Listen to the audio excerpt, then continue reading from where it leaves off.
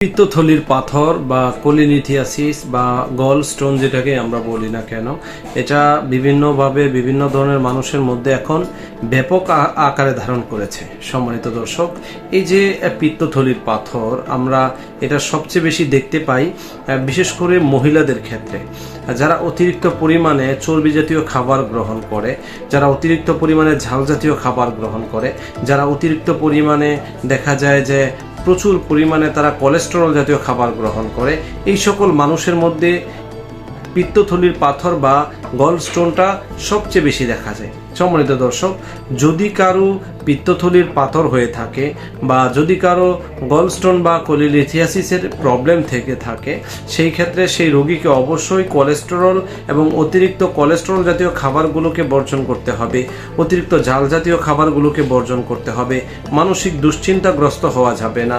তাছাড়া আরও কিছু সমস্যার কারণে আমাদের এই কোলিলিথিয়াসিস বা পিত্তথলির পাথর হয়ে থাকে। সম্মানিত দর্শক, যারা অতিরিক্ত পরিমাণে রাত্রি জাগরণ করে, তারপরে হচ্ছে যাদের শরীর অনেক বেশি ফ্যাটি।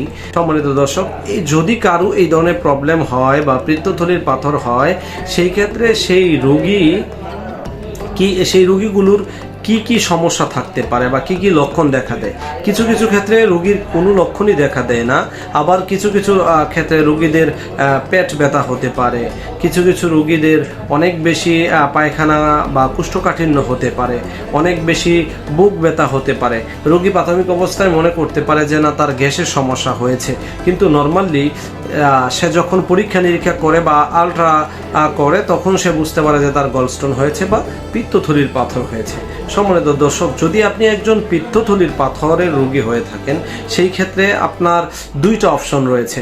একটা হচ্ছে আপনি অপারেশন করে ফেলতে পারেন, অথবা আপনি যদি অপারেশন না করতে চান বা আপনি যদি চান যে না, আমি ঔষধের মাধ্যমে আমার গলস্টোন বা পিত্তথলির পাথরকে ভালো করব, সেই ক্ষেত্রে আপনাকে অবশ্যই একজন রেজিস্টার হোমিওপ্যাথিক ডাক্তারের শরণাপন্ন হয়ে আপনি যদি কিছুদিন, লং প্রসেস যদিও সেটা, তারপরেও যদি আপনি কিছুদিন ঔষধ সেবন করেন, তাহলে অবশ্যই আপনি সেই পিত্তথলির পাথর থেকে পরিত্রাণ পেতে পারবেন।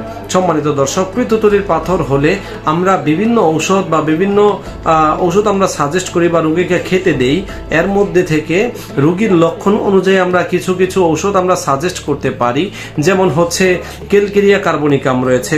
যদি কোনো রোগীর বংশগতভাবে কারো এই পিত্তথলির পাথর বা যদি কারো কিডনির পাথর বা বিভিন্ন ধরনের পাথরের প্রবলেম থাকে বংশগতভাবে, সেই রোগীদের ক্ষেত্রে ক্যালকেরিয়া কার্ব সবচেয়ে ভালো কাজ করে। তাছাড়া যদি কোনো ব্যক্তির এই কোলিলিথিয়াসিস বা পিত্তথলির পাথর যে অনেক পুরনো হয়ে থাকে বা অনেক লং টাইম তার পিত্তথলিতে পাথর হয়েছে এবং পিত্ততে বিভিন্ন ধরনের ব্যথা অনুভব হয়, সেই ক্ষেত্রেও ক্যালকেরিয়া কার্বনিকাম বা পুরনো বা ক্রনিক রোগের ক্ষেত্রে ক্যালকেরিয়া কার্বনিকাম অত্যন্ত ভালো কাজ করে। সম্মানিত দর্শক, তাছাড়া রয়েছে লাইকোপোডিয়াম। যদি কোনো ব্যক্তির ইতিহাসে এরকম থাকে যে তার অনেক বেশি পেট ব্যথা হয়, তার গ্যাসের প্রবলেম আছে, কোষ্ঠকাঠিন্য আছে, এমনকি তার বুক পেট যেমন মনে হয় যে তার ভরে আছে, গ্যাসের প্রচুর প্রবলেম ফিল সেই ব্যক্তি করে, সেই রোগীদের ক্ষেত্রে লাইকোপোডিয়ামটা অত্যন্ত ভালো কাজ করে। সম্মানিত দর্শক, তাছাড়া আরও রয়েছে নেপটাম সালফ, তাছাড়া আরও রয়েছে বালবারিস বার্গেরিস, চেলিডোনিয়াম মাদার টিংচার, তাছাড়া আরও অসংখ্য ওষুধ রয়েছে। তবে কম্বিনেশন ওষুধগুলোর মধ্যে রয়েছে পাকিস্তানি ক্যান্ট 52 যে ওষুধ, সেই ওষুধটিও অত্যন্ত কার্যকরী একটি হোমিওপ্যাথিক মেডিসিন। সম্মানিত দর্শক, তাছাড়া আরও অসংখ্য ওষুধ রয়েছে। রোগীর রোগ লক্ষণ অনুযায়ী কোনো ব্যক্তি যদি কোলিলিথিয়াসিস বা পিত্তথলির পাথরের জন্য ঔষধ সেবন করে, সেই ক্ষেত্রে অবশ্যই সেই পিত্তথলির পাথর এবং কোলিলিথিয়াসিসের যে প্রবলেমটা রয়েছে সেটা সলভ হয়ে যাবে। সম্মানিত দর্শক, যদি আপনার এই ধরনের রোগ থেকে থাকে, অবশ্যই আপনাকে একজন রেজিস্টার হোমিওপ্যাথিক ডাক্তারের শরণাপন্ন হয়ে ডাক্তারের পরামর্শ অনুযায়ী এবং আপনার যে রোগ লক্ষণগুলো রয়েছে সেইগুলো যদি বলে আপনার সব তথ্য আপনি ডাক্তারকে বলার পরে ডাক্তার যে ওষুধ আপনাকে সাজেস্ট করবে, কেবল আপনি সেই ওষুধ সেবন করার মাধ্যমেই আপনার এই কোলিলিথিয়াসিস বা পিত্তথলির পাথরের প্রবলেম থেকে আপনি পরিত্রাণ পেতে পারবেন।